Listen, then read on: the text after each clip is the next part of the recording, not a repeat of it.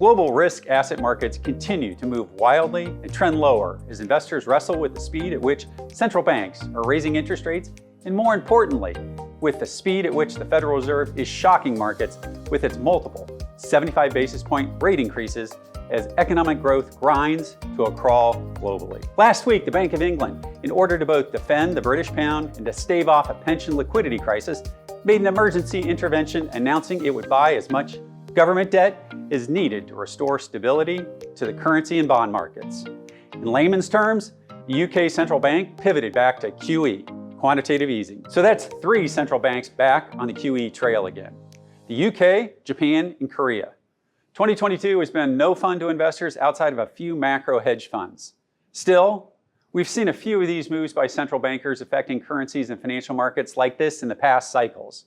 When you ask, stay tuned. I'm Chris Parris with Oak Harvest Financial Group in Houston, Texas, and welcome to our weekly Stock Talk podcast, keeping you connected to your money.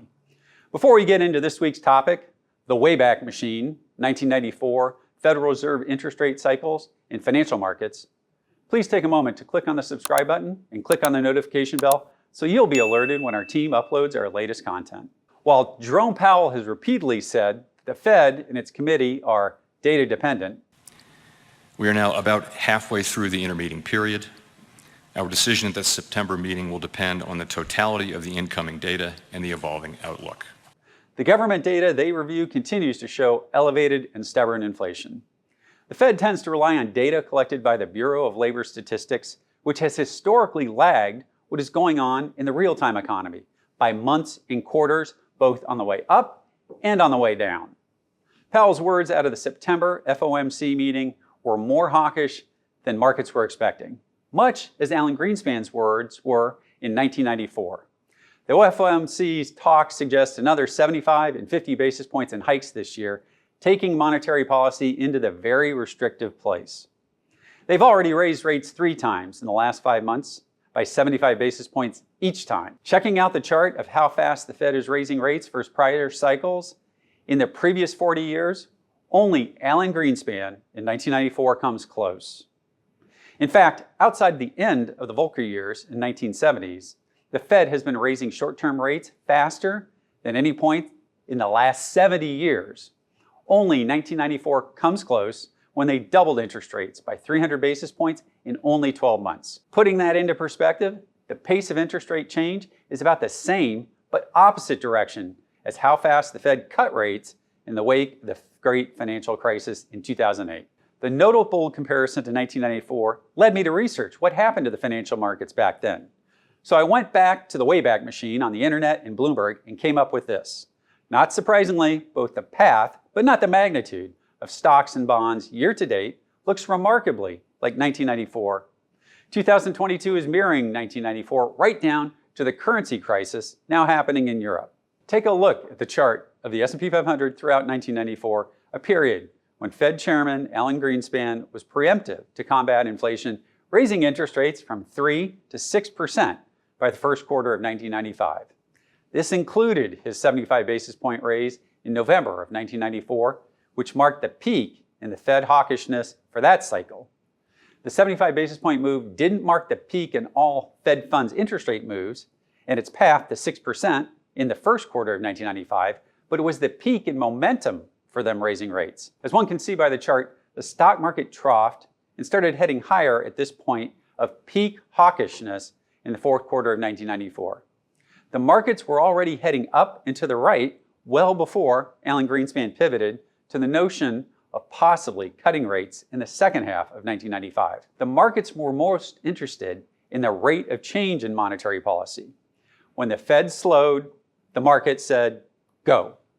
Whether that was because something in the financial markets broke back in the winter of 1994, no one can say for sure. Greenspan's tightening cycle sparked the Mexican currency crisis in December of 1994, nicknamed the tequila crisis. Are Chairman Powell's aggressive Fed actions and our current Fed policy doing the same now with the breaking of the British pound the last few months? Take a look at the year-to-date chart of the British pound. It has been trading like an emerging markets currency this year. Why does this happen, you might ask? Well, as the Fed increases U.S. interest rates, there is a reduction in capital flows into other foreign countries. money finds its way back to the US from foreign shores. As this happens, demand for dollars increases and demand for foreign currency declines.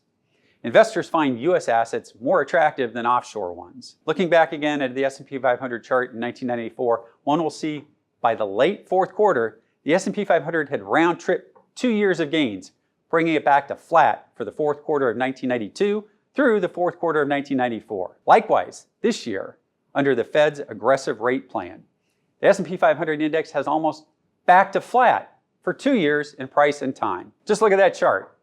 Unfortunately, this seems to be a very common theme when the Fed has been in an interest rate hiking cycle. That is, the S&P 500 round-tripping most of its 2-year gains before troughing and finding a move higher. Remember, these Federal Reserve monetary policies work with a lag both on the way up and the way down.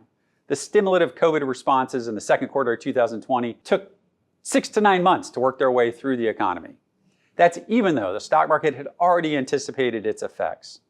Stocks moved broadly and sharply higher into the first quarter of 2021 in advance of the economic recovery. Small cap stocks and most cyclical groups led the first 9 months of the COVID recovery. Likewise, the broad stock markets have moved down throughout 2022 in front of the Fed's monetary policy tightening and its economic effects. The worst performing groups year to date have been cyclical stocks that first led the move up in the second half of 2020. They're the ones that retrospectively had the earliest and most significant demand boost and pull forward in sales. In 2022, most of these same groups have anticipated slow to negative economic growth in the first half of 2022 against near impossible comparable sales in the first half of 2021. Our Fed is taking the current inflation problem deathly seriously with these 75 basis point rate hikes, trying to make sure inflation doesn't become a fixture in our future economy, one where consumers and businesses expect prices to rise in the future. The real-time markets see inflation fears and risks subsiding. Take a look at a chart of real-time 2-year inflation break-even expectations for the last 10 years. As you can see, it peaked at near 5% in March and has come crashing back down below 2% in the last 6 months, back into its historic range for the last 10 years. Unfortunately, asset investors are afraid the Fed still doesn't care about this real-time data and is set on a path of causing a recession to meet their inflation-fighting goals. The main cause for the broad downturn across all assets, including commodities year to date, isn't the market's expectation of higher inflation, but rather higher real interest rate yields, the second component of interest rates. Does the Fed want to throw our economy into recession to tame inflation? Inflation that by all accounts they created much of by staying too easy with their own monetary policies in 2021. And parts of inflation they don't control, like commodities and energy prices, are already falling fast. Those are out of their control? I don't know. That seems draconian to me, but I don't run the Federal Reserve. Unfortunately, the Fed is still focusing on slower BLS data series. What I do believe is that as soon as the markets feel that the Fed sees the pace of inflation slowing, which points towards the fourth quarter of 2022 in the BLS data, this will likely lead to a collective exhale of relief by investors across stocks, bonds, commodities, and real estate, and a retreat in market volatility around most asset classes. Much as we saw from mid-June through mid-August, a collective exhale would likely cause a collapsing of future volatility expectations, calmer markets, and a significant upward rally in stocks. Investor sentiment is now bordering on somber. The investor sentiment data, regardless of how it's measured, is almost universally at lows not seen since the dot-com bubble burst or the great financial crisis lows. The impacts from recent Fed rate hikes are being quickly passed on to the financial markets and other markets such as housing markets and other credit markets such as junk bonds.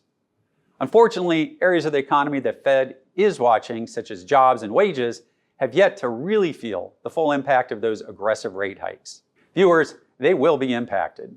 As the Fed says, monetary policy actions tend to influence economic activity, employment, and prices with a long and variable lag. Since Jackson Hole, the Fed has been using harsh rhetoric in forward guidance because they know it can affect immediately financial markets and the economy without a lag.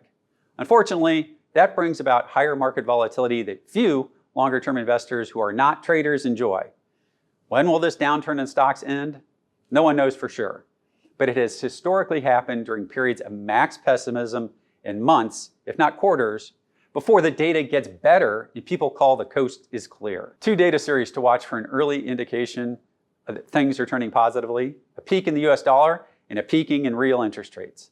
To put the importance of the dollar in perspective, here's a chart of the dollar from All-Star Charts showing the dollar versus its own volatility. Recall that extreme volatility in both directions, up and down, is commonly found near inflection points. The last time the US dollar index had a single day gain as large as Friday, September 23rd, was on March 19th, 2020. And the last time the US dollar index had a single day loss as large as Wednesday, September 28th, was on March 26th, 2020. That was into the COVID bottom in the first quarter of 2020. The dollar index DXY peaked on March 20th, 2020. Stocks bottomed the next week. Is the dollar trying to tell us the downturn is nearly complete? I don't know. Time will tell, but it is a hopeful indicator behind the scenes. Unlike the data the Fed is watching, market inflation expectations look to have already peaked months ago. However, the markets are still waiting in an uncertainty mode until the Fed slows its pace. If the ongoing market volatility is making you feel uneasy, give us a call and schedule a meeting with an Oak Harvest advisor. Our team does have insurance-based tools that don't have the volatility of public equity markets. However, we have to remind you that these investments may also lower your longer-term expected returns. At Oak Harvest, we think our clients are best served by us helping them plan for their future needs instead of focusing on the past. The future and stock markets are always uncertain, and that's why our retirement planning teams plan for your retirement needs first and your greed second. Give us a call to speak to an advisor and let us help you craft a financial plan that helps you meet your retirement goals. Call us here in Houston at 877-896-0040 and schedule an advisor consultation. The first one is free. We're here to help you on your financial journey into and through your retirement years. I'm Chris Paris, and from the whole team here at Oak Harvest, have a blessed weekend.